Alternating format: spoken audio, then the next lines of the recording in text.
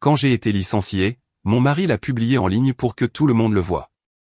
C'est embarrassant d'être marié à quelqu'un d'aussi inutile. Ensuite, il m'a remis les papiers du divorce, convaincu que j'étais désormais sans valeur. J'ai signé sans dire un mot.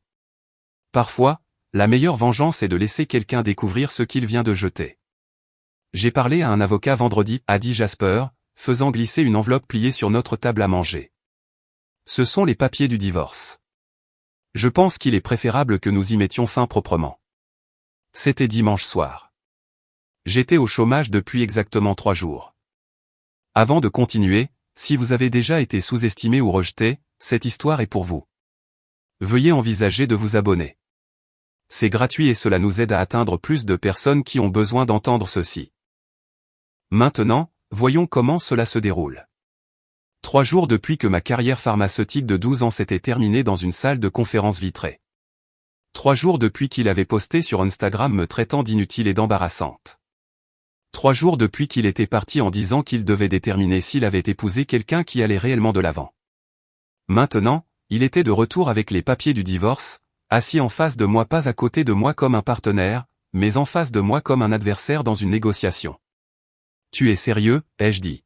« Complètement sérieux. J'ai besoin d'un partenaire qui puisse contribuer de manière égale. Quelqu'un qui ne sera pas un poids mort. » J'ai ouvert l'enveloppe, scanné les documents. Il demandait une pension alimentaire pour conjoint, $3000 par mois pendant 3 ans. Il demandait la moitié de la maison que j'avais achetée avant même de le rencontrer. Il demandait la moitié de mes comptes de retraite. L'homme qui avait contribué peut-être 30 000 sur 4 ans de mariage pendant que j'avais payé plus de 400 000 de dépenses me demandait de l'argent. Je l'ai regardé. Il me regardait avec cette expression de satisfaction, comme s'il avait enfin gagné quelque chose après des années à se sentir inférieur. « Tu veux que je les signe ?» ai-je demandé. « Je pense que c'est la chose mature à faire. » Je me suis levé, suis allé à mon bureau, suis revenu avec un stylo, et j'ai signé chaque page. Ses yeux s'écarquillèrent. « Tu ne vas même pas te battre ?» J'ai repoussé les papiers sur la table et j'ai souri, parce que ce que Jasper ne savait pas ce qu'il était sur le point de découvrir à ses dépens c'est que j'avais aussi déjà parlé à un avocat. Et le mien était meilleur que le sien. Mais je m'avance un peu. Permettez-moi de revenir à jeudi après-midi, quand tout a commencé à s'effondrer. La notification des ressources humaines est arrivée à 15h47. Veuillez vous présenter à la salle de conférence B à 16h30. Apportez votre carte d'accès au bâtiment. J'étais dans la vente pharmaceutique depuis 12 ans. Je savais ce que ce message signifiait. Personne ne vous demande d'apporter votre carte d'accès à une réunion à moins qu'il ne prévoie de vous la retirer. J'ai passé les 43 minutes entre cet email et l'heure de la réunion à essayer de me convaincre que j'avais tort. Peut-être que c'était à propos du compte du réseau hospitalier que je venais de clôturer. Peut-être qu'il voulait discuter de ma structure de bonus. Peut-être que c'était à propos du poste de vice-présidente pour lequel j'avais passé un entretien 2 semaines auparavant. Mais quand je suis entré dans cette salle de conférence au mur de verre surplombant le centre-ville de Seattle et que j'ai vu Patricia, ma directrice régionale depuis 6 ans, assise à côté de quelqu'un des RH que je n'avais jamais rencontré auparavant, j'ai su exactement ce qui se passait. « Héloïse, merci d'être venue » a dit la femme des RH. Son nom était Déborah ou Denise, quelque chose avec un D. « Veuillez vous asseoir. » Je me suis assise. Patricia ne pouvait pas me regarder. Elle gardait les yeux fixés sur un point quelque part près de mon épaule gauche pendant que la femme des RH sortait un dossier. « Nous voulons que vous sachiez que cela ne reflète pas votre performance individuelle » a commencé Déborah ou Denise, lisant ce qui était clairement un script. En raison d'une restructuration organisationnelle et d'un réalignement stratégique, nous avons pris la difficile décision d'éliminer toute la division Côte-Ouest 300 postes dans 5 États. Votre poste fait partie de ceux qui sont éliminés, avec effet immédiat. Les mots ont atterri comme des coups physiques. 12 ans. 12 ans à dépasser chaque quota, à encadrer chaque nouvelle recrue en difficulté, à bâtir des relations clients valant des millions de revenus annuels, parti. Votre indemnité de départ comprend 8 semaines de salaire plus les congés payés inutilisés, a continué la femme des RH, faisant glisser les papiers sur la table. Vos avantages sociaux se poursuivent jusqu'à la fin du mois prochain. Nous aurons besoin que vous vidiez votre espace de travail cet après-midi et que vous remettiez votre carte d'accès au bâtiment avant de partir. Cet après-midi ? C'est-à-dire tout de suite ?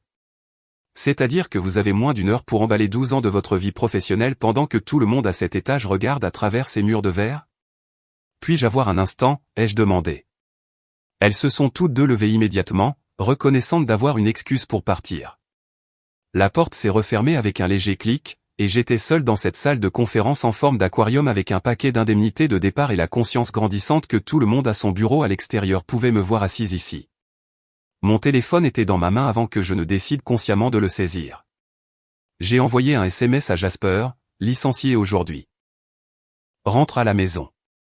Les 3 points sont apparus presque immédiatement, puis ont disparu, sont réapparus, ont disparu à nouveau. Il tapait et effaçait, et à chaque cycle, mon estomac se tordait davantage. Finalement, son message est arrivé. Tu te moques de moi là. J'ai fixé l'écran. Lu 2 fois pour être sûr de bien comprendre. Pas, tu vas bien? Pas, je suis tellement désolé. Pas, nous allons traverser cela ensemble. Juste, tu te moques de moi là. Un autre SMS est apparu. Alors, qu'est-ce que je suis censé dire aux gens quand ils me demandent ce que fait ma femme? La question m'a brûlé. Ils ne s'inquiétaient pas de notre hypothèque ou de notre avenir ou de savoir si j'allais bien. Ils s'inquiétaient de son image, de ce que mon chômage disait de lui. Je n'ai pas répondu, j'ai juste ramassé mes affaires et marché jusqu'à mon bureau en silence.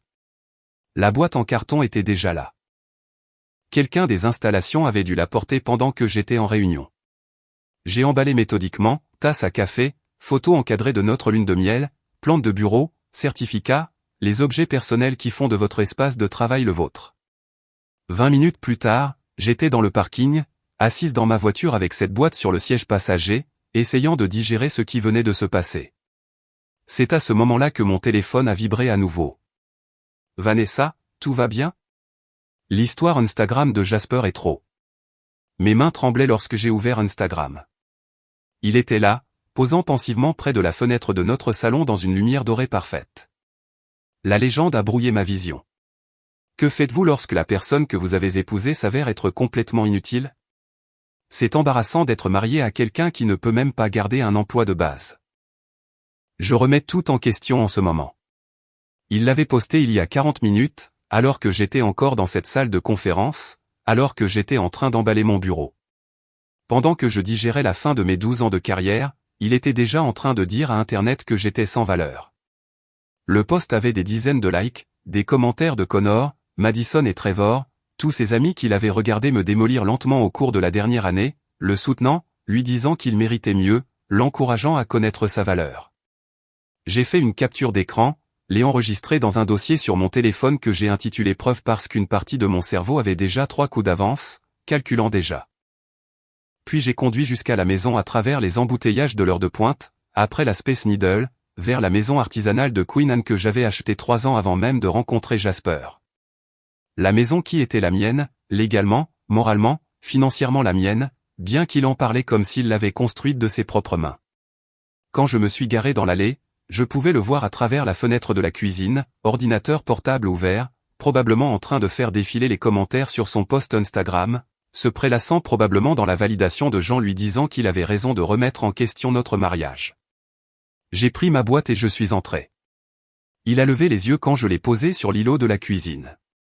Il n'y avait aucune chaleur dans son expression. Aucune inquiétude, juste cette évaluation froide, comme s'il calculait ma nouvelle valeur. Alors, tu es vraiment au chômage, a-t-il dit. Ce n'est pas une sorte d'erreur. Toute la division côte ouest a été éliminée. 300 personnes. C'est réel.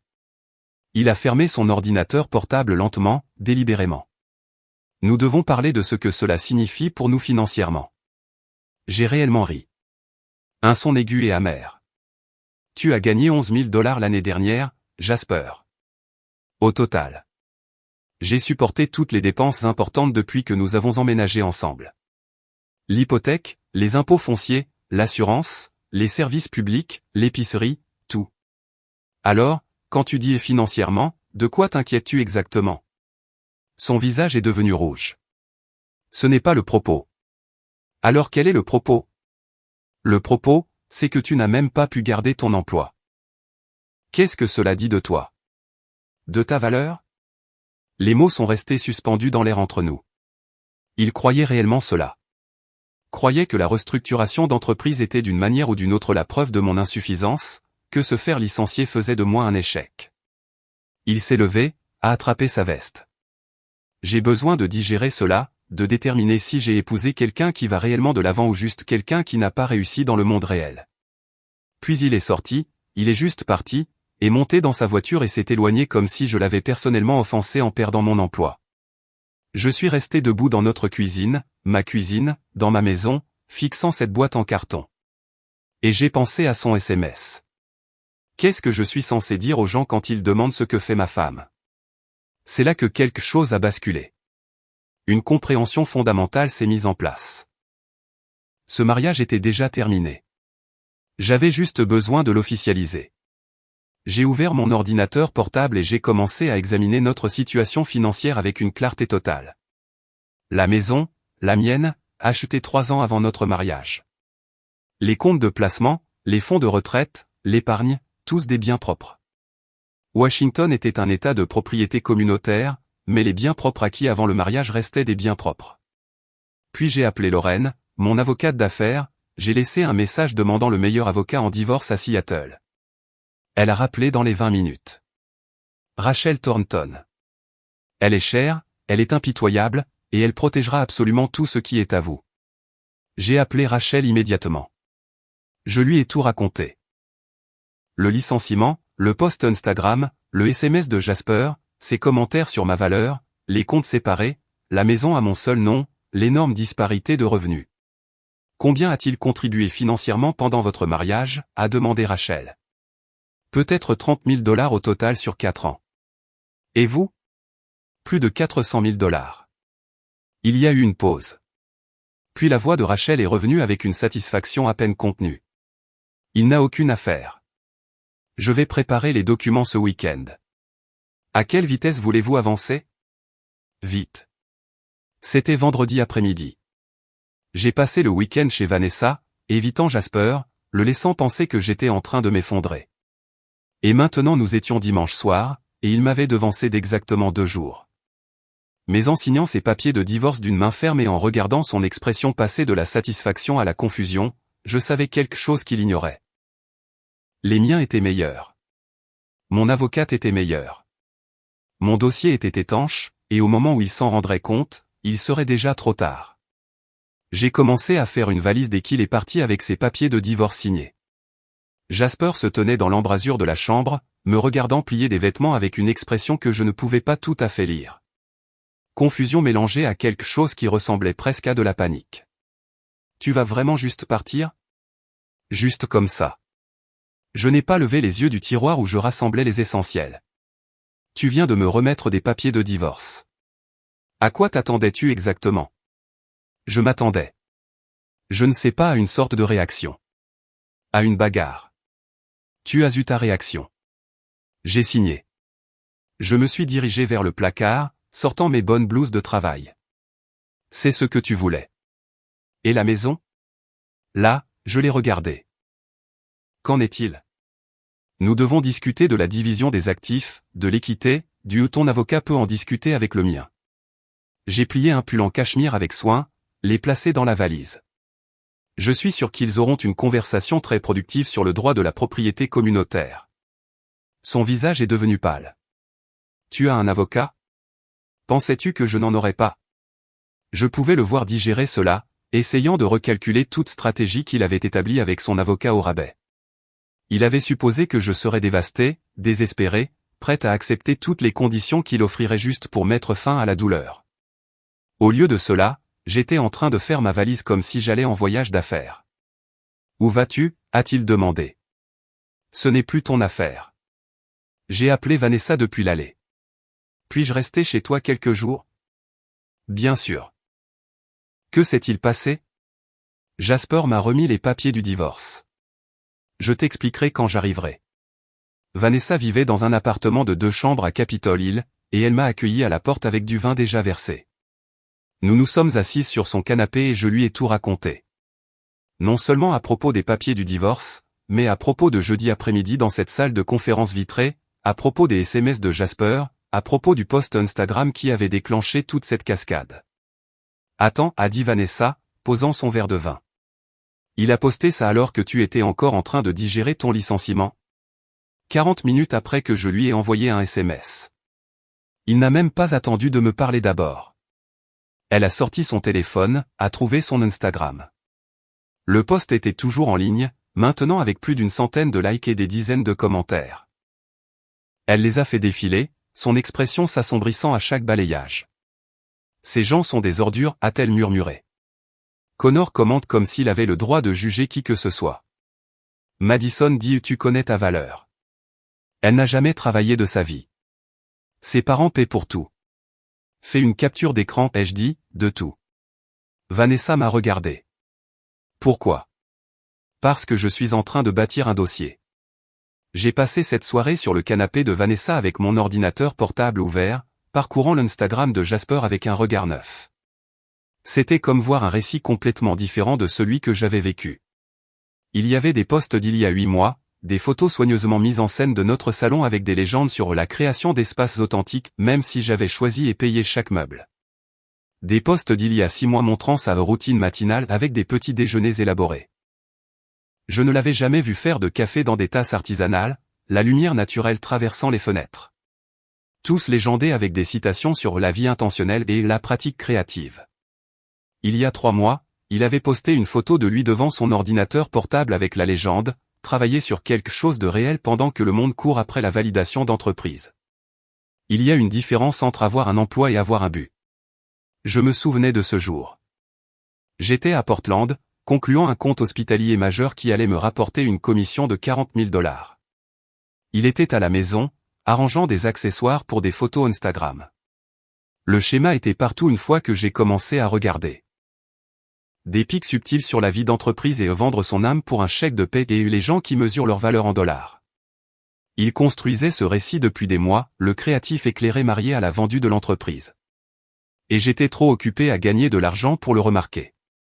J'ai fait une capture d'écran de chaque post, de chaque légende, de chaque fil de commentaires où il s'était subtilement positionné comme moralement supérieur pendant que je finançais son style de vie.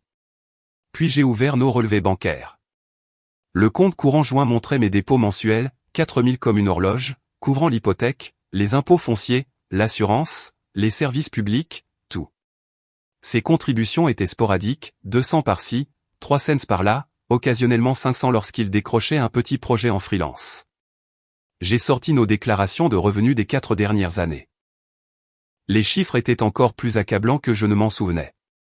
Année 1 du mariage, j'ai gagné 192 000 $. Il a gagné 31 000 $. Année 2, j'ai gagné 208 000 $. Il a gagné 18 000 $. Année 3, j'ai gagné 223 000 $. Il a gagné 14 000 $. Année 4, l'année dernière, j'ai gagné 237 000 $. Il a gagné 11 000 $. 4 ans. 4 ans où j'ai construit une carrière pendant qu'il construisait une esthétique Instagram. 4 ans où j'ai supporté toutes les dépenses importantes pendant qu'il contribuait peut-être à 7% des coûts de notre ménage. Et maintenant, il avait l'audace de me remettre les papiers du divorce demandant une pension alimentaire pour conjoint et la moitié de tout. Mon téléphone a sonné. Numéro inconnu, mais indicatif régional de Seattle. J'ai répondu. Héloïse Brennan à l'appareil. C'est Rachel Thornton. Lorraine Michael m'a donné vos coordonnées. Elle a mentionné que vous aviez besoin d'une représentation pour une affaire de divorce. La voix de Rachel avait une qualité que je ne peux décrire que comme une compétence aiguisée. Le son de quelqu'un qui avait bâti une carrière sur la victoire et n'était pas intéressé à perdre du temps. Oui, ai-je dit. Mon mari m'a remis les papiers ce soir. Je les ai signés, mais je dois déposer une réponse. Vous les avez signés? Il y a eu une pause. Sans représentation. Je voulais qu'il pense que j'étais brisé, désespéré, prêt à accepter tout ce qu'il offrait. Une autre pause, puis quelque chose qui aurait pu être un rire. Intelligent. Racontez-moi tout. J'ai passé les 40 minutes suivantes à expliquer mon mariage à Rachel. La disparité de revenus, la maison que j'avais achetée avant de nous rencontrer, les comptes séparés, le post Instagram, les SMS, les papiers du divorce demandant une pension alimentaire pour conjoint et la moitié des actifs auxquels il n'avait jamais contribué. Combien a-t-il contribué financièrement au cours de votre mariage, a demandé Rachel. J'ai fait le calcul rapidement dans ma tête. Peut-être 30 000 $ au total. J'aurais besoin de vérifier les chiffres exacts, mais c'est généreux. Et vous? Plus de 400 000 $.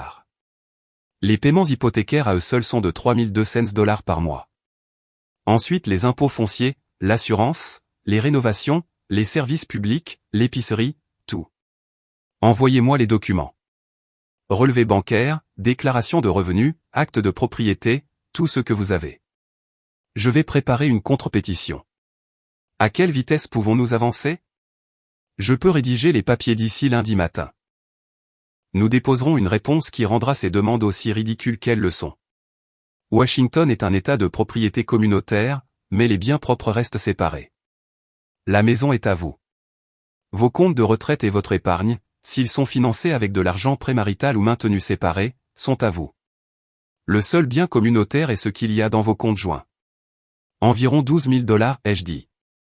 Donc, il demande 3 000 par mois de pension alimentaire pour conjoint pendant 3 ans.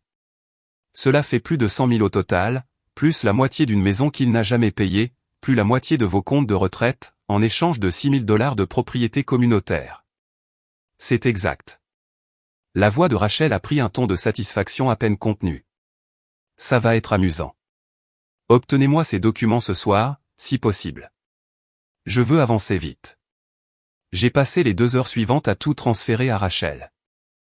Relevé bancaire, déclaration de revenus, l'acte de propriété montrant que j'avais acheté la maison 3 ans avant notre mariage, relevé de compte de placement montrant des dépôts antérieurs à notre mariage, capture d'écran des posts Instagram de Jasper et des commentaires cruels, ces SMS de jeudi chaque élément de preuve qui prouverait exactement qui avait construit cette vie, et qui y avait juste vécu.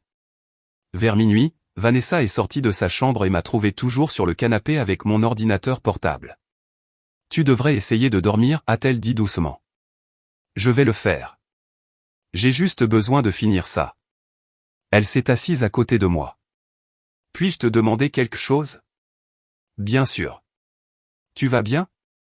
Genre, réellement bien, parce que tu es très calme à propos de tout ça et je crains que tu sois sous le choc ou quelque chose. J'ai fermé mon ordinateur portable et l'ai regardé. Je ne suis pas sous le choc. Je suis en colère, mais je suis aussi soulagé. Est-ce terrible? Non, a dit Vanessa. Ce n'est pas terrible. Je pense que je savais depuis un moment que ce mariage était terminé. Je ne voulais juste pas l'admettre. Et puis il est allé et a rendu ça si facile. En me remettant les papiers du divorce, en me montrant exactement qui il est. En postant cette histoire Instagram et en envoyant ces SMS et en étant assis en face de moi ce soir en parlant de la façon dont je suis un poids mort, il m'a donné de la clarté. Vanessa m'a serré la main. Pour ce que ça vaut, je ne l'ai jamais aimé. Je pensais qu'il t'utilisait, mais tu semblais heureuse, alors je me suis tue. Je n'étais pas heureuse, ai-je admis. J'étais à l'aise. Il y a une différence. Mon téléphone a vibré avec une notification par email. Rachel Thornton, travaillant déjà à minuit un dimanche, j'ai examiné vos documents. Son dossier est plus faible que je ne le pensais. Nous allons le détruire. Allez dormir. Vous aurez besoin de votre énergie pour ce qui s'en vient. J'ai souri, fermé mon ordinateur portable, et je me suis finalement autorisé à respirer. Parce que quelque part dans le chaos des 3 derniers jours perdre mon emploi, être humilié publiquement, me faire remettre les papiers du divorce j'avais trouvé quelque chose d'inattendu. J'avais trouvé ma colonne vertébrale, et j'étais sur le point de l'utiliser. Je me suis réveillé lundi matin dans la chambre d'amis de Vanessa avec un email de Rachel envoyé à 6h47. Contre-pétition rédigée. Veuillez examiner la pièce jointe et confirmer avant 10h. Si vous voulez que je la dépose aujourd'hui, évitez également tout contact avec votre mari. Ne répondez pas aux SMS, aux appels ou aux réseaux sociaux. Laissez-le dans l'incertitude. Le document joint était de 32 pages de précision juridique qui démantelait systématiquement chaque affirmation du dépôt de Jasper. Je l'ai lu 2 fois en buvant mon café, ressentant quelque chose d'assez proche de la satisfaction à chaque paragraphe. La maison, bien propre achetée 3 ans avant le mariage, entièrement financée par Héloïse Brennan avec des actifs prémaritaux. Aucune réclamation de propriété communautaire.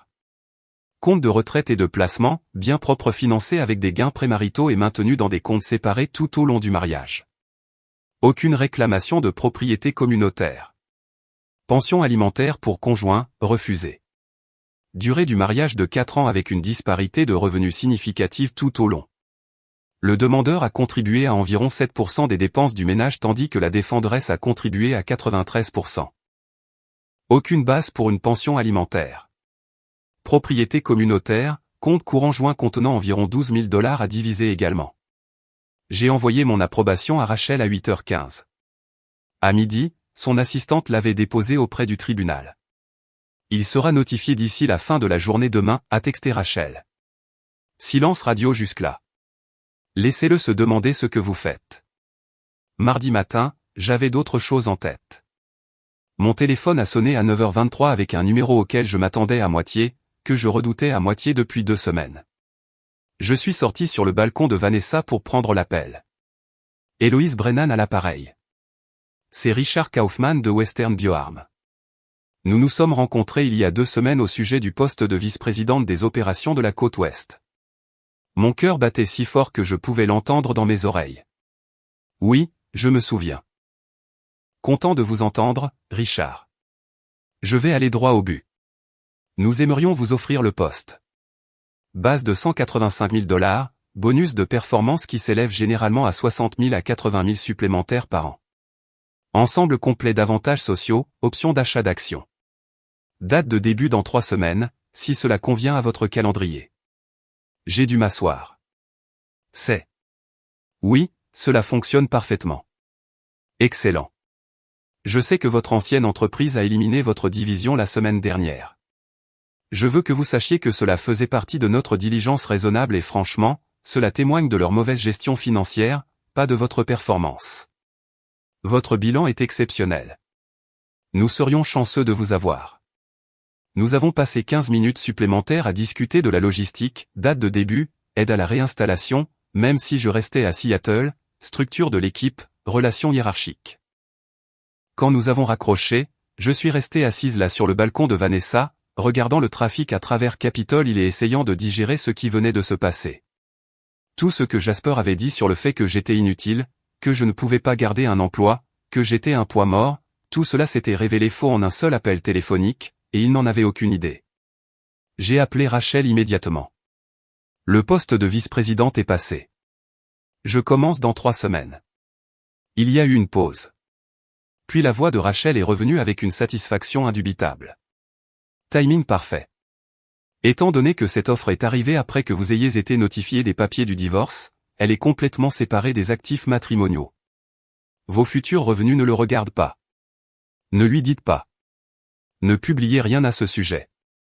Laissez-le le découvrir quand il sera trop tard pour que cela compte. Je ne dirai pas un mot. Bien. Il sera notifié de notre contre-pétition cet après-midi. Attendez-vous à ce qu'il appelle. Ne répondez pas, laissez toute communication passer par moi. J'ai passé le reste de mardi à l'appartement de Vanessa, travaillant sur mon ordinateur portable, mettant à jour mon CV, répondant aux messages LinkedIn d'anciens collègues qui avaient entendu parler du licenciement. Mon téléphone a vibré périodiquement avec des SMS de Jasper. Nous devrions parler de la logistique. Quand prévois-tu de récupérer tes affaires à la maison? Peux-tu au moins répondre pour que je sache que tu vas bien? J'ai ignoré chacun d'eux. Le conseil de Rachel était judicieux. Laissez-le dans l'incertitude. Laissez-le se demander ce que je préparais. Mercredi après-midi, mon téléphone a sonné. Jasper. J'ai laissé la messagerie vocale prendre. Le message vocal durait 4 minutes, et son ton était passé d'énervé à confus à quelque chose approchant de la panique. Héloïse, je viens de recevoir des documents juridiques de ton avocate. Je ne comprends pas. Tu as signé ma pétition. Nous avions convenu de mettre fin à cela proprement. Pourquoi compliques-tu les choses? Ces papiers disent que je n'ai droit à rien, que la maison est à toi, que je n'ai que la moitié du compte joint. Ce n'est pas comme ça que fonctionne la propriété communautaire. Nous devons. Rappelle-moi. J'ai transféré le message vocal à Rachel sans commentaire. Elle m'a appelé 1 heure plus tard. Son avocat vient de me contacter. Ils veulent négocier. Apparemment, Monsieur Hartwell était sous l'impression que la signature de sa pétition signifiait que vous acceptiez ses conditions. Que leur as-tu dit? Que votre signature accusait réception de sa pétition, et non un accord sur ses conditions. C'est à cela que servent les contre-pétitions. De quoi sont-ils surpris? Du fait que vous ayez engagé une représentation compétente. Je pense qu'ils s'attendaient à ce que vous vous laissiez faire. J'ai pensé à Jasper assis en face de moi dimanche soir, me regardant signer ses papiers avec cette expression de satisfaction, comme s'il avait enfin gagné quelque chose. Il s'attendait à ce que je m'effondre, à ce que j'accepte toutes les conditions qu'il offrirait juste pour mettre fin à la douleur. Au lieu de cela, j'avais engagé Rachel Thornton. Que se passe-t-il maintenant, ai-je demandé. Ils vont examiner notre pétition et revenir avec une offre de règlement. Cela pourrait prendre quelques jours. En attendant, maintenez le silence radio. Ne répondez pas à ces appels ou SMS. Ne vous engagez pas sur les réseaux sociaux. Laissez-le mijoter. Samedi matin, Vanessa m'a trouvé sur son canapé avec mon ordinateur portable, faisant défiler les annonces d'appartements. Qu'est-ce que tu fais? Je cherche un endroit. Je ne peux pas rester ici pour toujours. Elle s'est assise à côté de moi. Tu peux rester aussi longtemps que tu en as besoin, mais aussi, cherches-tu à louer ou à acheter? Je ne sais pas encore. Cela dépend de ce que j'obtiens du règlement du divorce. Vanessa est restée silencieuse un instant, puis a dit avec précaution, puis-je te demander quelque chose? Est-ce que tu vas vraiment bien? Parce que tu as traversé beaucoup de choses cette semaine et tu es très posé à propos de tout ça. J'ai fermé mon ordinateur portable. Honnêtement, je vais mieux que bien. Est-ce étrange? Peut-être un peu. J'ai l'impression d'avoir retenu ma respiration pendant des années, et je peux enfin souffler. Est-ce que ça a du sens? Oui, a dit Vanessa. Mais je m'inquiète toujours pour toi. Ne t'inquiète pas. J'ai un plan. Quel genre de plan? J'ai souri. Le genre où je laisse Jasper penser qu'il gagne jusqu'au moment où il réalise qu'il a perdu. Dimanche après-midi, Rachel a appelé avec une mise à jour. Son avocat m'a contacté avec une proposition de règlement. Ils abandonnent la demande pour la maison et les comptes de retraite. Ils demandent 25 000 $ en espèces et sa moitié du compte joint. C'est toujours plus que ce qu'il mérite. D'accord. Mais cela nous dit qu'il a peur. Il sait que sa pétition initiale était absurde et il essaie de sauver quelque chose. Je recommande que nous contrecarrions avec 6 000 $, sa moitié du compte joint, et 30 jours pour quitter la propriété. S'il n'accepte pas, nous irons au tribunal et présenterons 4 ans de dossier financier montrant qu'il a contribué à 7% des dépenses du ménage tout en vivant dans une maison qu'il ne pouvait pas se permettre seul. Fais-le. Une autre chose, il publie toujours sur Instagram. Rien sur le divorce directement, mais des posts vagues sur les personnes toxiques et savoir quand s'éloigner de la négativité. Ses amis s'en délectent. Laisse-le faire. Cela rendra la réalité d'autant meilleure lorsqu'elle le frappera. Cette nuit-là, j'étais allongé dans la chambre d'amis de Vanessa, pensant à la semaine que je venais de vivre. Il y a 7 jours, j'étais entré dans cette salle de conférence vitrée et j'avais regardé ma carrière se dissoudre. J'étais rentré chez moi avec un mari qui me traitait d'inutile sur Instagram avant même que j'aie digéré ce qui s'était passé. On m'avait remis des papiers de divorce qui essayaient de prendre la moitié de tout ce que j'avais construit. Maintenant, j'avais un poste de vice-présidente qui commençait dans 3 semaines. Maintenant, j'avais une avocate qui détruisait systématiquement le dossier de Jasper. Maintenant, j'avais de la clarté sur qui j'avais épousé et ce que je devais faire ensuite. Mon téléphone a vibré. Il a accepté la contre-offre. 6 000 $, 30 jours pour quitter les lieux. Nous finaliserons l'accord de règlement cette semaine. Félicitations, Héloïse. Vous venez de divorcer de votre mari pour le prix de sa moitié du compte courant joint. J'ai souri dans l'obscurité de cette chambre d'amis, car parfois la meilleure vengeance n'est ni bruyante ni théâtrale. Parfois, c'est simplement laisser quelqu'un vous sous-estimer jusqu'au moment où il réalise son erreur. Et à ce moment-là, il est déjà trop tard. L'accord de règlement est arrivé par courriel le mercredi matin, et je l'ai lu 3 fois pour m'assurer que rien ne m'échappait. Jasper recevrait 6 000 $, soit la moitié de notre compte courant joint, et aurait 30 jours pour quitter la propriété. Tout le reste me revenait. La maison, les comptes de retraite, les fonds d'investissement, tout. 4 ans de mariage dissous pour le prix de la moitié d'un compte courant joint. Signé et retourné avant la fin de la journée, disait le courriel de Rachel. Et félicitations, vous venez de gagner votre divorce pour $6 000.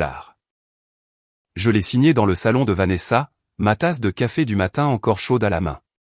Je l'ai scanné pour le renvoyer à Rachel et j'ai ressenti quelque chose que je n'avais pas ressenti depuis des semaines, une légèreté, comme si j'avais porté un poids dont je n'avais pas réalisé l'existence avant qu'il ne disparaisse. Mon téléphone a vibré. Un SMS d'un numéro que je ne reconnaissais pas, ceci est l'avocat de Jasper. Veuillez coordonner avec mon client la récupération de vos effets personnels de la résidence conjugale. Il sera à la maison samedi entre 10h et 14h. Je l'ai transféré à Rachel sans répondre. Elle m'a appelé 5 minutes plus tard. N'y va pas seul. Amène quelqu'un avec toi. Fais vite et reste professionnel. Ne t'engage dans aucune conversation concernant le divorce ou les finances. Entrer et sortir. Le samedi matin, Vanessa m'a conduite à Queenan. Le quartier ressemblait exactement au même, rue bordée d'arbres, poussettes coûteuses, gens promenant des chiens qui coûtaient probablement plus cher que le loyer de la plupart des gens. Mais tout paraissait différent maintenant. Ce n'était plus chez moi. C'était juste une maison où je devais récupérer mes affaires. La voiture de Jasper était dans l'allée lorsque nous nous sommes arrêtés. « Tu veux que je rentre avec toi ?» a demandé Vanessa. « S'il te plaît. » Il a ouvert la porte avant que nous ayons pu frapper, et je l'ai à peine reconnu. Il avait toujours été méticuleux quant à son apparence, faisant partie de son esthétique Instagram soigneusement orchestrée. Mais maintenant, il avait l'air d'avoir dormi dans ses vêtements. Mal rasé, les cheveux ébouriffés, les yeux cernés de rouge. « Salut », a-t-il dit, évitant mon regard. « Je suis juste là pour prendre mes affaires. »« Oui, bien sûr. » Il s'est écarté pour nous laisser entrer. « Je serai à l'étage si tu as besoin de quelque chose. » La maison sentait le renfermé, comme s'il n'avait pas ouvert les fenêtres depuis des jours.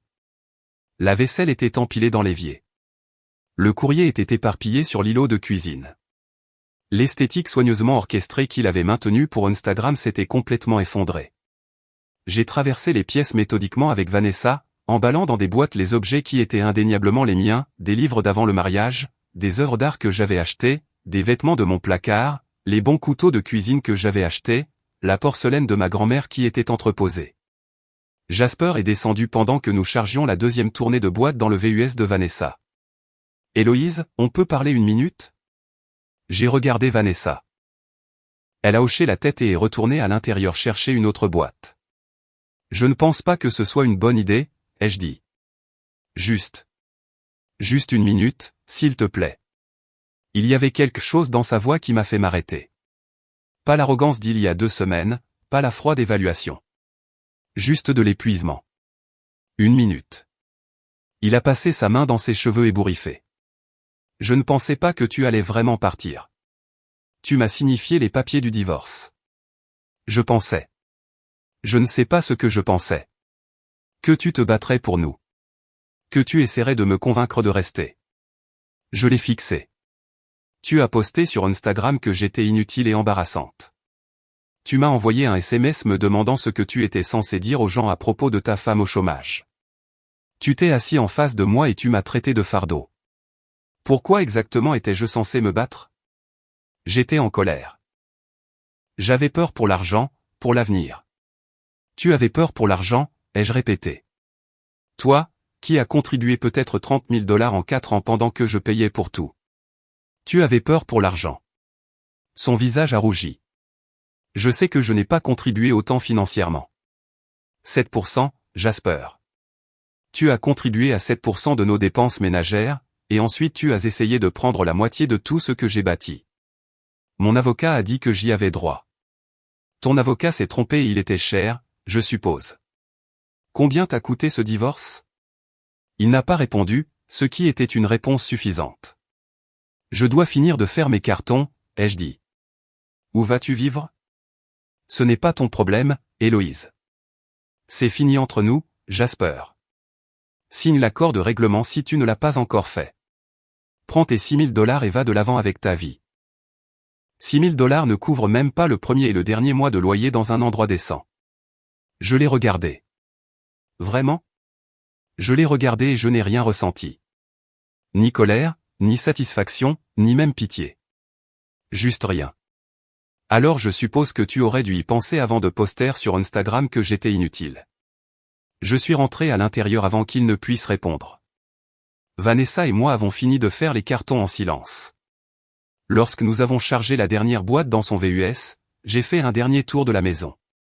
La maison que j'avais achetée à 26 ans avec de l'argent que j'avais gagné grâce à des semaines de 70 heures et des quotas impossibles. La maison que j'avais remplie de meubles et d'œuvres d'art et de la vie que je pensais être en train de construire. Elle ne me semblait plus être la mienne. Elle ressemblait à une scène de théâtre pour une pièce qui avait baissé le rideau. J'ai laissé mes clés sur le comptoir de la cuisine et je suis sorti sans regarder en arrière. Le lundi matin, j'ai enfilé mon meilleur tailleur et j'ai conduit jusqu'à mon nouveau bureau dans le centre-ville de Seattle. Western Biofarm occupait les étages 12 à 15 d'une tour de verre avec vue sur Puget Sound. Mon bureau était au 14e étage, une suite d'angle avec suffisamment d'espace pour un bureau approprié, une petite table de réunion et des fenêtres du sol au plafond donnant sur l'eau.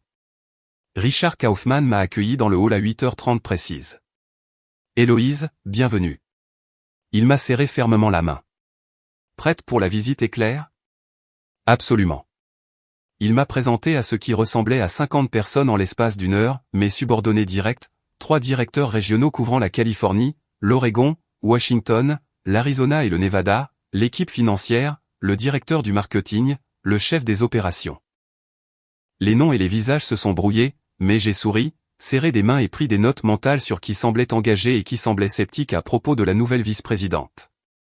La salle de conférence c'est à les meilleurs tableaux blancs, a dit Richard tandis que nous traversions le 14e étage. La salle de conférence a la bonne machine à café, une installation personnelle d'espresso dont quelqu'un est étrangement protecteur. La cuisine de cet étage a les collations décentes. Le 15e étage a les vraiment bonnes collations, mais il faut faire avec les dirigeants. J'ai ri. Bon à savoir. Encore une chose. Il s'est arrêté devant la porte de mon bureau. J'ai entendu dire que vous aviez eu une transition difficile après votre dernier poste. L'entreprise a éliminé votre division. Un groupe de personnes licenciées en même temps. C'est exact. Je veux que vous sachiez que c'est en partie la raison pour laquelle nous avons agi rapidement pour vous embaucher. Votre bilan est exceptionnel. 12 ans à dépasser constamment les quotas, à encadrer de nouveaux talents, à établir des relations clients à long terme. Les entreprises qui éliminent des personnes performantes comme vous sont des entreprises avec des problèmes plus importants que le personnel.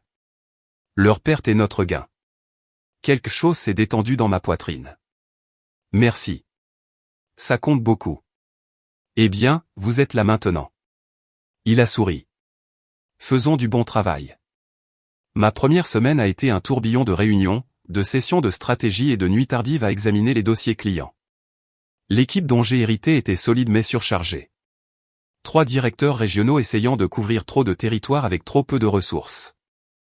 J'ai passé mes journées à identifier les lacunes et les opportunités, mes soirées à préparer des présentations pour l'équipe de direction sur où nous devions investir. Le vendredi après-midi, j'ai fermé mon ordinateur portable et j'ai regardé Puget Sound par les fenêtres de mon bureau. L'eau était d'un bleu foncé sous un ciel dégagé. Des ferries se déplaçaient entre Seattle et les îles. Les montagnes étaient visibles au loin. Mon téléphone a vibré. Un SMS de Vanessa. Comment s'est passée ta première semaine ? Épuisante. Parfaite.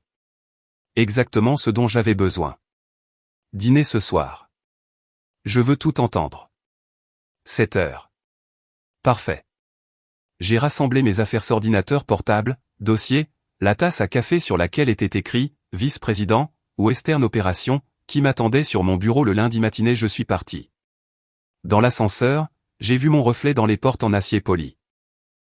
Professionnelle, compétente, entière. Pas la femme inutile de quelqu'un, pas une statistique de licenciement, pas quelqu'un qui vient de perdre la moitié de tout à cause d'un divorce. Juste moi. Enfin, complètement, indéniablement moi. Et pour la première fois depuis plus longtemps que je ne pouvais m'en souvenir, cela me suffisait. Le dîner avec Vanessa ce vendredi soir s'est transformé en recherche d'appartement le samedi matin. Tu peux rester avec moi aussi longtemps que tu veux, a-t-elle dit devant un café à sa table de cuisine. Mais j'ai aussi trouvé 3 annonces que tu devrais voir. L'un est un condo à Capitol Hill, 2 chambres. Un autre est un loft au centre-ville. Et il y a cet endroit à Belton avec vue sur l'eau qui vient d'arriver sur le marché hier. J'ai ouvert les annonces sur mon téléphone. Le condo de Belltown m'a glacé, des fenêtres du sol au plafond donnant sur Elliott Bay. Plancher de bois franc, une cuisine qui avait réellement de l'espace de comptoir au lieu de la configuration exiguë que la plupart des appartements de Seattle offraient. 2 chambres, 2 salles de bain, 111 mètres carrés d'espace propre et moderne, sans aucun des détails ornés sur lesquels Jasper avait insisté et qui rendaient notre maison de Queen Anne, pleine de caractère. Celui-ci, ai-je dit, pointant l'écran. Il est à 450 000 $, a dit Vanessa avec prudence. Ce n'est pas donné. Je paierai comptant. Ses yeux s'écarquillèrent. Comptant? Héloïse, es-tu, j'ai l'argent. Je l'avais avant Jasper. Je l'ai gardé séparé pendant le mariage. Il est à moi. Nous avons visité le condo cet après-midi-là. L'agente immobilière, une femme nommée Claire avec un carré net et des instincts plus vifs, nous a fait visiter l'espace tandis que la lumière du soleil se déversait par ses immenses fenêtres, transformant les planchers de bois franc en or-miel. Il est sur le marché depuis 36 heures, a dit Claire. J'ai déjà planifié 4 visites pour demain. Si vous êtes sérieuse, vous devez agir vite. Je me suis tenu aux fenêtres regardant la baie, observant les ferries traverser entre Seattle et les îles, et j'ai su. Je le prends. Prix demandé au complet, offre en espèces, clôture en 10 jours si le vendeur est d'accord. Le sang-froid professionnel de Claire s'est légèrement fissuré. Je vais préparer les documents immédiatement. L'offre a été acceptée le dimanche soir.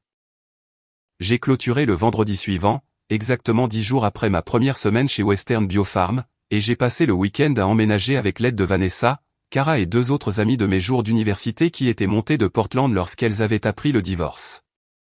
Nous avons commandé des pizzas de l'endroit en bas de la rue, bu du vin dans de vrais verres au lieu de gobelets en plastique, et disposé les meubles dans un espace qui se sentait enfin comme le mien. Aucune histoire partagée dans ces murs. Aucun souvenir de dispute, de silence froid ou de séance photo Instagram conçue pour faire paraître notre vie meilleure qu'elle ne l'était. Juste un espace propre et vide attendant d'être rempli de ce qui allait suivre. Cara est arrivée avec un cadeau de pendaison de crémaillère emballé dans du papier de soie. À l'intérieur se trouvait une tasse à café, simple céramique blanche avec un texte noir, elle croyait qu'elle pouvait, alors elle l'a fait, she believed she could, so she did. J'ai tenu cette tasse et j'ai senti mes yeux piquer de larmes inattendues. Et, a dit Cara doucement. Ça va? Oui. J'ai essuyé mes yeux. C'est juste. Merci d'être là, de ne pas m'avoir jugé quand tout s'est écroulé. Rien ne s'est écroulé, a dit Cara fermement. Quelque chose qui ne fonctionnait pas a pris fin. Ce n'est pas la même chose. Cette nuit-là, après que tout le monde soit parti et que je sois seul dans mon nouveau condo avec des cartons encore déballés et des meubles pas tout à fait à la bonne place, je me suis tenu à ces fenêtres du sol au plafond regardant les lumières de la ville se refléter sur l'eau sombre d'Elliott Bay. Et j'ai ressenti quelque chose que je n'avais pas ressenti depuis plus longtemps que je ne pouvais m'en souvenir, la paix. Non pas l'absence de conflit, mais la présence de justesse. Comme si j'étais enfin dans une vie qui me convenait réellement. 6 semaines après mon entrée en fonction chez Western Biofarm, j'ai conclu l'accord qui a tout changé. Pacific Northwest Health System était en négociation depuis 8 mois avant mon arrivée. Un vaste réseau d'hôpitaux et de cliniques à travers Washington et l'Oregon qui représentait exactement le type de partenariat stratégique dont l'entreprise avait besoin. Le VP précédent avait fait des progrès mais n'avait pas pu conclure. Problèmes budgétaires, hésitation en matière d'approvisionnement, politiques internes de leur côté qui continuaient de repousser l'échéance. J'ai passé 3 semaines à établir des relations avec leurs décideurs, à visiter leurs installations, à avoir de longues conversations sur leurs problèmes et leurs défis opérationnels, à préparer des propositions personnalisées qui montraient exactement comment nos produits résoudraient leurs problèmes spécifiques. Le contrat a été signé un mardi matin dans une salle de conférence donnant sur Puget Sound, 4,2 millions de dollars de revenus annuels récurrents, un partenariat pluriannuel avec des options d'expansion. Richard m'a appelé dans son bureau cet après-midi-là. Cet accord que vous venez de conclure. Il souriait. C'est du travail de niveau VP. C'est exactement pourquoi nous vous avons embauché. L'équipe de direction l'a remarqué. Au fait, votre nom a été mentionné lors de la réunion de la haute direction cette semaine. Maintenez cette trajectoire et vous dirigerez la région de l'Ouest d'ici 2 ans. Mon premier chèque de commission a été crédité sur mon compte le vendredi matin, 47 000 $. J'ai fixé le nombre sur l'écran de mon téléphone, assise dans mon nouveau condo avec du café et la lumière du matin filtrant à travers ses grandes fenêtres.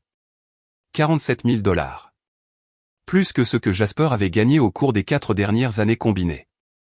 J'en ai utilisé une partie ce week-end pour meubler correctement mon condo. Pas l'esthétique Instagram performative que Jasper avait orchestrée pour notre maison de Queen Anne, les meubles artistiquement vieillis, les livres de table basse soigneusement arrangés que personne ne lisait réellement, les coussins décoratifs qui coûtaient plus cher qu'ils n'auraient dû. Au lieu de cela, j'ai acheté des pièces que j'aimais réellement, un canapé bleu foncé qui était confortable au lieu d'être photogénique, une table de salle à manger faite de bois récupéré par un artisan local, des œuvres d'art d'artistes de Seattle qui vendaient réellement leur travail au lieu de publier sur leur parcours créatif, tout en ne contribuant à rien aux dépenses ménagères. Le condo a commencé à ressembler à un foyer. Le lundi matin, j'ai fait quelque chose de mesquin. J'ai mis à jour mon profil LinkedIn avec mon nouveau titre et ma nouvelle entreprise, puis j'ai écrit une publication, enthousiaste à l'idée de commencer ce nouveau chapitre en tant que VP des opérations de la côte ouest chez Western Biofarm. Parfois, les meilleures opportunités viennent de transitions inattendues. Reconnaissante envers tous ceux qui m'ont soutenu tout au long de ce parcours. Professionnel, positif, entièrement vrai. Mais je savais aussi que Jasper le verrait. Selon Vanessa, qui était toujours connectée à lui sur les réseaux sociaux malgré mes suggestions répétées de ne plus le suivre, il consultait mes comptes de manière obsessive. La réponse a été immédiate. En 1 heure, j'ai eu 50 commentaires d'anciens collègues me félicitant. Des contacts de l'industrie à qui je n'avais pas parlé depuis des années m'ont contacté avec des messages sur des collaborations potentielles. Des recruteurs ont commencé à glisser dans mes messages privés avec des opportunités dans des entreprises pour lesquelles je ne rêvais que de travailler il y a 5 ans. Mon nombre de notifications est passé de 0 à des centaines. Un commentaire en particulier a attiré l'attention, de Patricia, mon ancienne directrice régionale qui était assise dans cette salle de conférence vitrée il y a 6 semaines lorsque les RH avaient éliminé mon poste. Félicitations, Héloïse. Ils ont de la chance de vous avoir. Nous l'étions certainement. C'était une petite reconnaissance que mon licenciement n'était pas lié à ma performance. Et voir cela validé publiquement par la personne qui était là quand c'est arrivé a fait plus de bien que je ne m'y attendais. 3 mois après la finalisation du divorce, j'étais dans une réunion de stratégie lorsque mon téléphone a vibré avec un SMS de Vanessa. As-tu vu l'Instagram de Jasper récemment? Je ne l'avais pas fait. Je l'avais mis en sourdine le jour où j'avais quitté l'appartement de Vanessa et je n'avais plus pensé à sa présence sur les réseaux sociaux depuis. Tu dois regarder, disait son SMS suivant. Fais-moi confiance. Pendant ma pause déjeuner, j'ai réactivé son compte. Le récit que racontaient ses publications récentes était frappant. Photo de lui emménageant dans un studio à Northgate, l'un des quartiers les moins désirables de Seattle, loin de l'esthétique soignée de Queen Anne. Des publications sur la simplification et adoption du minimalisme, avec des images d'un appartement presque vide. Aucun meuble à part un matelas sur le sol.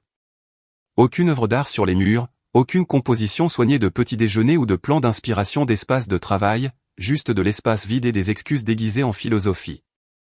Il y avait une campagne GoFundMe épinglée à son profil pour soutenir les entrepreneurs créatifs confrontés à l'insécurité du logement. Dons actuels, 150 $, et j'ai reconnu le nom de sa mère comme la plus grande contributrice. Puis j'ai vu la publication d'il y a 2 jours. Une longue légende sur la façon dont le divorce lui avait enseigné illusion de la sécurité, et importance de construire quelque chose de réel, au lieu de compter sur des filets de sécurité d'entreprise. Sur la façon dont, perdre tout, l'avait forcé à faire face à son « moi authentique ». Les commentaires étaient brutaux. Quelqu'un avait clairement partagé des preuves capture d'écran de ses anciennes publications me traitant d'inutile et d'embarrassante. Capture d'écran de son histoire Instagram du jour où j'ai été licencié. Les gens le déchiraient dans les réponses.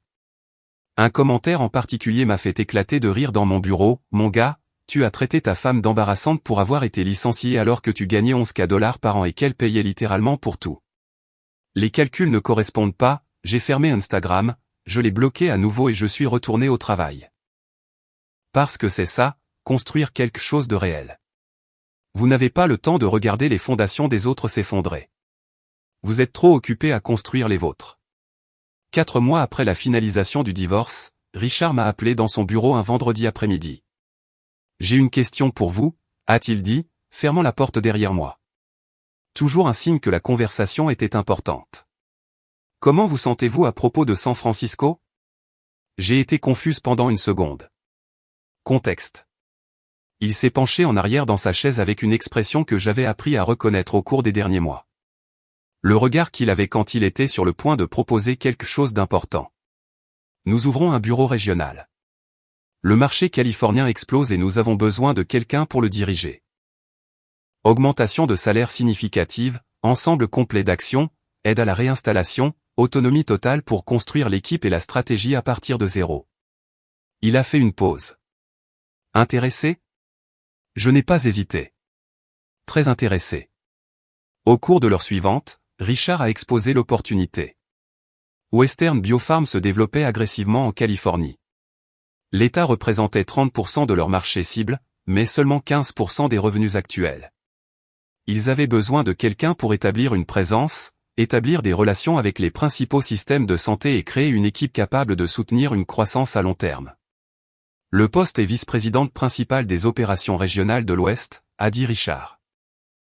Salaire de base de $240 000, prime de performance qui ajoute généralement $100 000 supplémentaires par an, option d'achat d'actions qui pourrait valoir beaucoup d'argent lorsque nous entrerons en bourse l'année prochaine.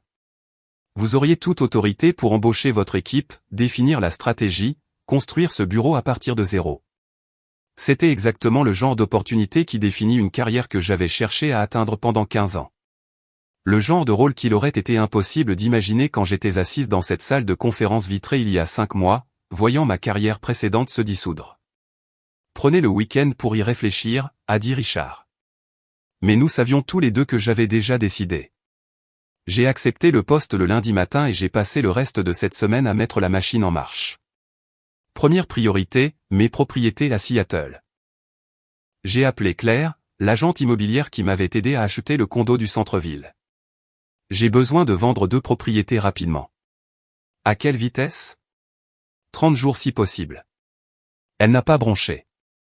Envoyez-moi les adresses. Je ferai afficher les annonces d'ici la fin de la semaine. La maison de Queen Anne, celle que j'avais achetée à 26 ans, celle qui avait toujours été la mienne malgré les tentatives de Jasper pour la revendiquer, a été mise sur le marché le jeudi. Nous avons reçu 3 offres en 4 jours. J'en ai accepté une pour $890 000. Je l'avais achetée il y a 9 ans pour $420 000. Après avoir remboursé le prêt hypothécaire restant et les frais de clôture, je me suis retrouvé avec plus d'un demi-million de bénéfices. Le condo du centre-ville que j'avais acheté seulement 4 mois plus tôt a été mis en vente à $600 000. Une offre entièrement en espèces est arrivée à $650 000 en 72 heures. Entre les 2 propriétés, je me retrouvais avec plus d'$1 million d'actifs liquides. Pendant ce temps, selon le Seattle Gossip Network qui filtrait encore occasionnellement par Vanessa, Jasper venait de lancer sa 3e campagne GoFundMe et publier un contenu de plus en plus désespéré sur le soutien des « créatifs authentiques ». L'ironie était si parfaite qu'elle semblait presque irréelle. Vanessa est venue pendant le week-end. J'ai commencé à faire mes cartons pour m'aider à trier ce que je devais garder, donner ou vendre. Tu sais ce qui est incroyable, m'a-t-elle dit en enveloppant ma bonne vaisselle dans du papier journal. Il y a 6 mois, il a essayé de te convaincre, ainsi que tout le monde, que tu ne valais rien, que tu ne pouvais pas garder un emploi, que tu étais un poids mort. Je m'en souviens. Et maintenant, tu t'en vas avec plus d'$1 million et une promotion dont la plupart des gens ne peuvent que rêver. Elle a levé les yeux vers moi. J'espère qu'il est au courant. J'espère que quelqu'un lui dit exactement ce qu'il a gâché. Il finira par le comprendre. Est-ce que ça me fera du bien quand il le fera? J'y ai pensé en emballant des livres dans des boîtes. Honnêtement, je ne crois pas que je ressentirai quoi que ce soit. C'est ça qui est bizarre. Je ne suis plus en colère. Je ne suis plus blessé. C'est juste fini. C'est ça, le progrès, a dit Vanessa. C'est à ça que ressemble vraiment le fait de tourner la page. Pour ma dernière semaine à Seattle, Vanessa a insisté pour m'emmener prendre un verre d'adieu. Et je sais exactement où nous allons, a-t-elle dit avec un sourire qui suggérait qu'elle avait planifié cela. Nous nous sommes retrouvés dans ce bar sur le toit à Capitol Hill.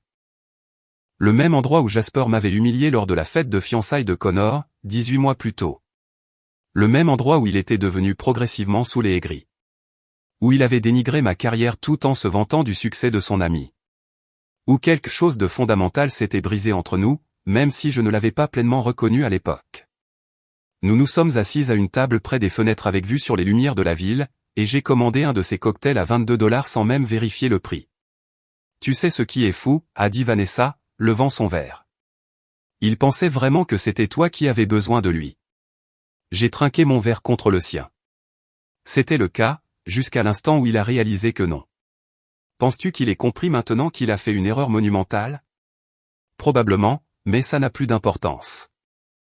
Nous avons passé les 2 heures suivantes à parler de tout, le licenciement qui avait semblé être la fin du monde, la publication Instagram qui avait révélé qui était vraiment Jasper, les papiers de divorce qui m'avaient finalement libéré, le poste de vice-présidente qui avait prouvé ma valeur, et maintenant l'opportunité à San Francisco qui m'ouvrait des portes dont j'ignorais même l'existence.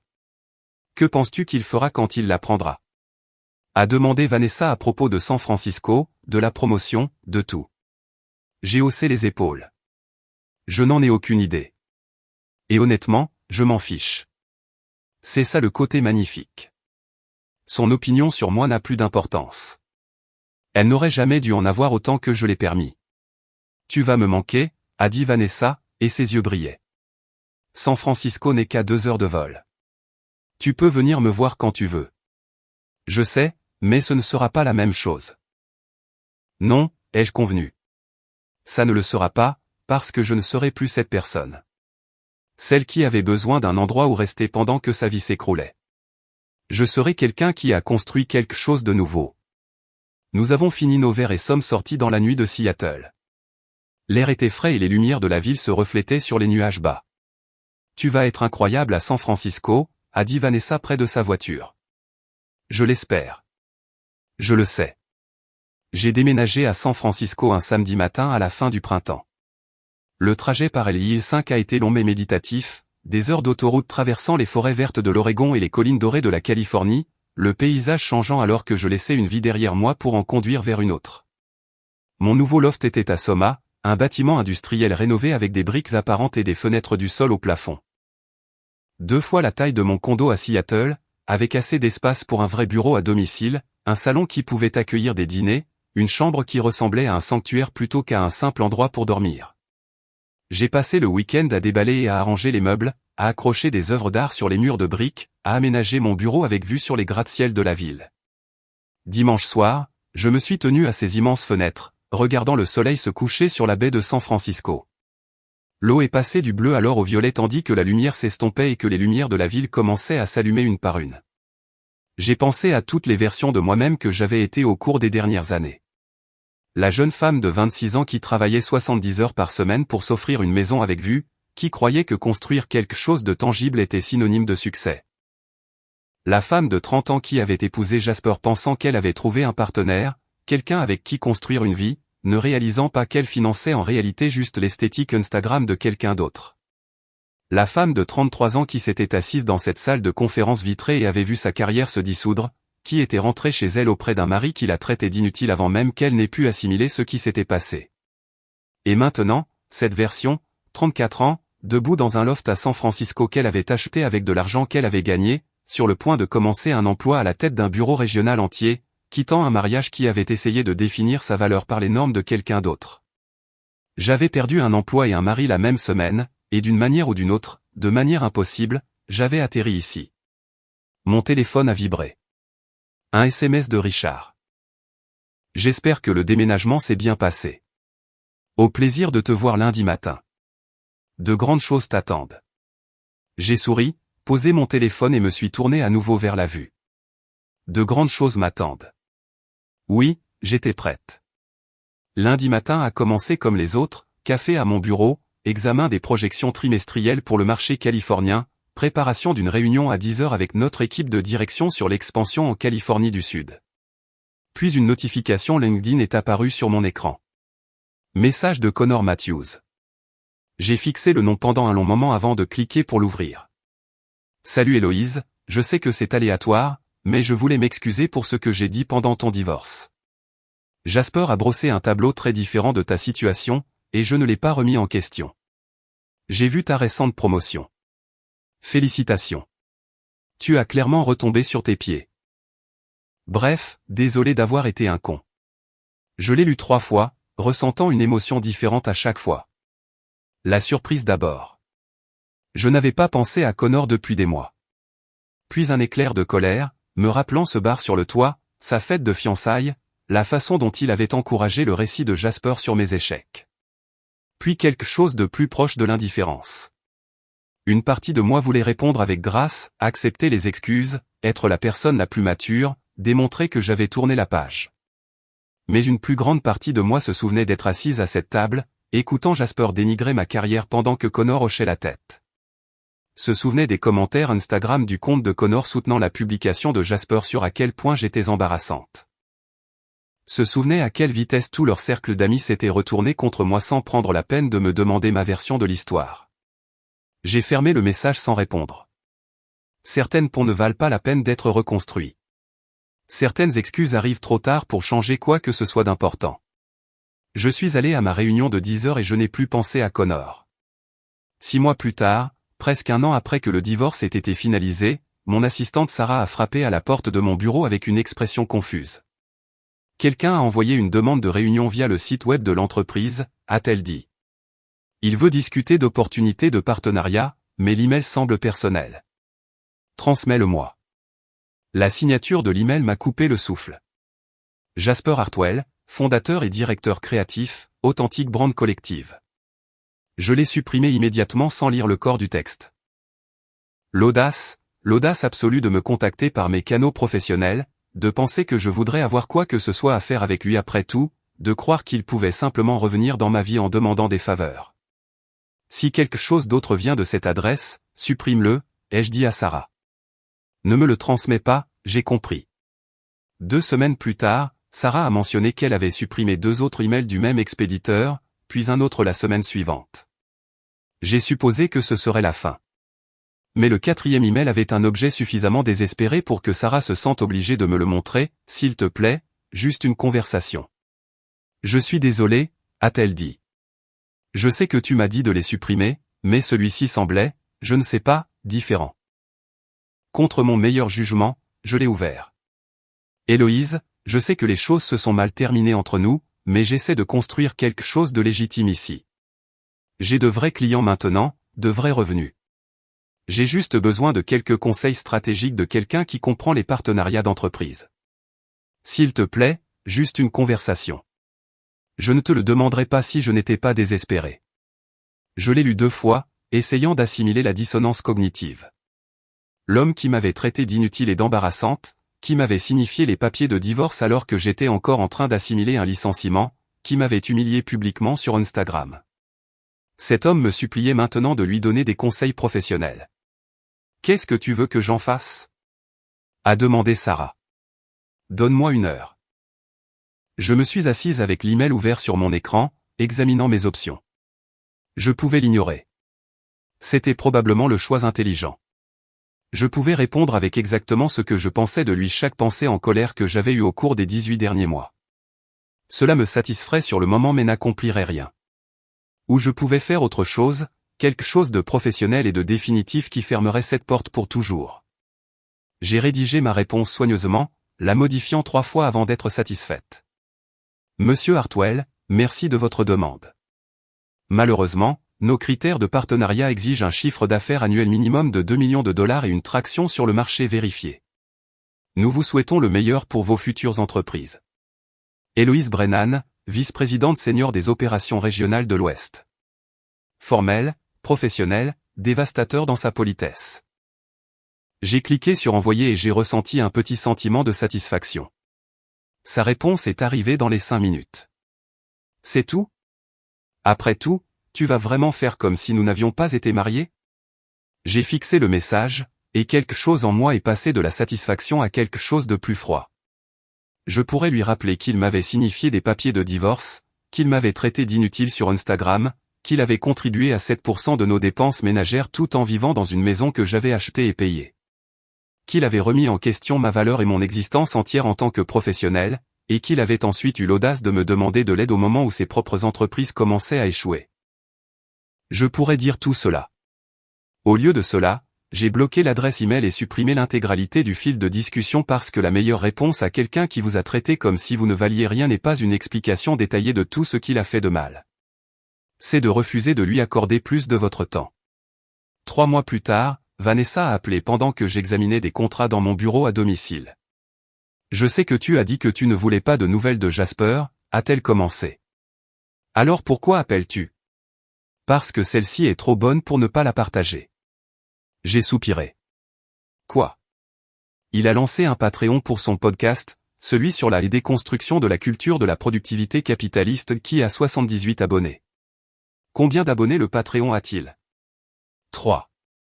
Et je suis presque sûr que l'une d'entre elles est sa mère. Je n'aurais pas dû rire, mais je l'ai fait. Il y a plus, a dit Vanessa. Il a essayé de renouer avec certains de ses anciens clients de design. Tu sais, ceux qu'il avait avant que vous ne vous mariiez. Ils refusent tous. Le mot a circulé sur la façon dont le divorce s'est passé, et personne ne veut travailler avec lui. Comment le mot a-t-il circulé? Connor, en fait. Apparemment, ils se sont brouillés après que Connor ait essayé de te demander de prendre un café quand il était à San Francisco pour le travail, et que tu n'aies pas répondu. Jasper l'a accusé d'essayer de sortir avec toi. Connor a dit que Jasper était délirant, et tout a explosé. Connor a raconté à tout le monde la vraie histoire du divorce, la publication Instagram, la situation financière, tout ça. Je ne savais pas que Connor était à San Francisco. Il t'a envoyé un message. Tu n'as pas répondu. Je l'ai vu. Je n'ai pas pensé qu'il méritait une réponse. Vanessa est restée silencieuse un instant. Tu as vraiment tourné la page, n'est-ce pas? Oui. Qu'est-ce que ça fait? J'y ai réfléchi, regardant par les fenêtres de mon bureau San Francisco scintiller sous le soleil de l'après-midi. Ça fait comme si j'avais tourné la page. Comme si ce chapitre de ma vie était complètement terminé. Et Jasper, est-ce que ça fait du bien de savoir qu'il est en difficulté? Honnêtement, je ne ressens presque rien. Pas de satisfaction, pas de pitié, juste rien. Il est devenu sans importance pour ma vie. C'est, a dit Vanessa, la meilleure des revanches. Après avoir raccroché, je suis retourné à mes contrats. J'avais une réunion dans 1 heure avec un système de santé à Los Angeles concernant un potentiel partenariat de 8 millions de dollars. J'avais une équipe de 30 personnes réparties dans 3 bureaux qui comptaient sur moi pour conclure des accords, établir des relations et diriger avec clarté. J'avais une vie que j'avais construite à partir de rien après avoir vu ma précédente s'effondrer. Et quelque part à Seattle, dans un studio à Northgate, Jasper publiait sur Instagram des messages sur le « succès authentique », tout en luttant pour payer son loyer. Le contraste serait drôle si je m'en souciais assez pour trouver ça amusant, mais ce n'était pas le cas, parce que c'est à ça que ressemble la vraie façon de tourner la page. Pas une confrontation dramatique ou une humiliation publique ou une vengeance soigneusement élaborée, juste une indifférence complète et totale. Et honnêtement, ça valait mieux que n'importe quelle vengeance. L'email de Pharmaceutical Executive Magazine est arrivé un mardi après-midi à la fin de l'automne.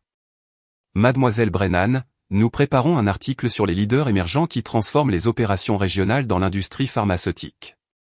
Votre nom est revenu à plusieurs reprises dans nos recherches. Seriez-vous intéressé à être profilé pour notre numéro de janvier?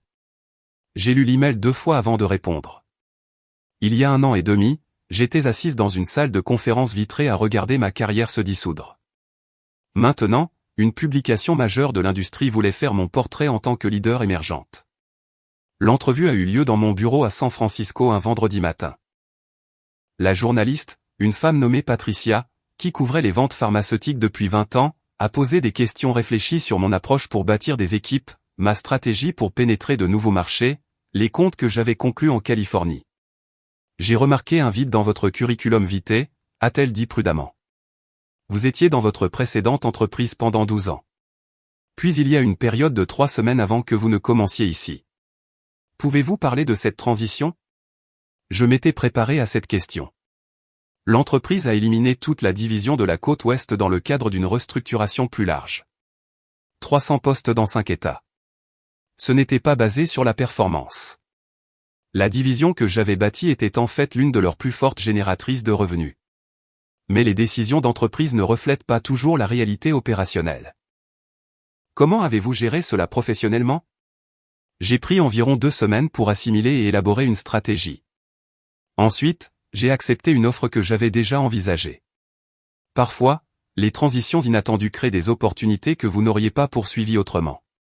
Elle a hoché la tête, prenant des notes. C'est une excellente perspective. Le photographe est arrivé après le déjeuner et a passé 1 heure à prendre différentes photos. Moi à mon bureau avec le Bay Bridge visible à travers les fenêtres.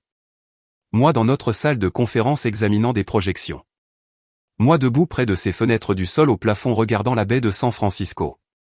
Donnez-moi une allure confiante mais accessible, a dit le photographe.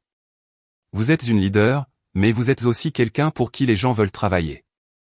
J'ai réfléchi à cette instruction. Confiante, mais accessible. Il y a 1 an et demi, je ne me sentais ni l'un ni l'autre. Maintenant, les deux semblaient naturels. Le magazine est arrivé à mon bureau 3 semaines plus tard. Sarah l'a apporté avec mon café du matin. Tu es à la page 42, a-t-elle dit, souriant. Ça a l'air incroyable. L'article s'étendait sur 2 pages. La photo principale me montrait à mon bureau avec San Francisco visible derrière moi, l'air compétent et professionnel d'une manière qui semblait authentique plutôt que jouée. L'article détaillait mon bilan, les comptes que j'avais conclus, l'équipe que j'avais bâtie de 3 à 30 personnes, la vision stratégique que j'avais mise en œuvre pour l'expansion du marché californien. Il y avait un paragraphe sur ma transition de carrière qui mentionnait que j'avais surmonté une restructuration organisationnelle pour décrocher mon rôle actuel, mais c'était présenté comme une preuve de résilience plutôt que d'échec. Eloise Brennan représente une nouvelle génération de leadership dans les ventes pharmaceutiques, concluait l'article. Sa capacité à établir des relations, à développer des talents et à exécuter une stratégie fait d'elle quelqu'un à surveiller dans les années à venir. Je l'ai lu 3 fois, puis je l'ai posé sur mon bureau et je me suis remise au travail.